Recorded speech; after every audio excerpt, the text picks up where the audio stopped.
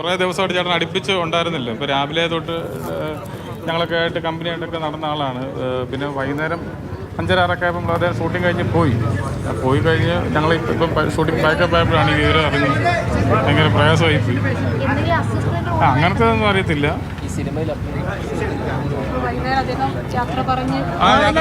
സന്തോഷമൊക്കെ പറഞ്ഞ് പോയതാണ്. കേരവനത്തിൽ ഡ്രസ്സൊക്കെ മാറ്റി നല്ല സന്തോഷത്തോടെ പോയ ആളാണ്. എത്ര മണി വരെ ലൊക്കേഷനിലുണ്ട്? 5:30 മണി വരെയൊക്കെ ഉണ്ടായിരുന്നു. ഇല്ല, 5 മണി വരെയൊക്കെ ഉണ്ടായിരുന്നു. രാവിലെ വന്ന് അങ്ങനത്തെ പ്രശ്നമൊന്നുമില്ലായിരുന്നു. ഞങ്ങളോട്ടൊക്കെ ചിരിച്ച് കളിച്ച് സന്തോഷമായിട്ട് പോയ ആളാണ്. ഒരു 5:30-6 മണി, അത് 9 മണിയൊക്കെ. അല്ല, ഹോട്ടലല്ലേ ഞങ്ങൾ.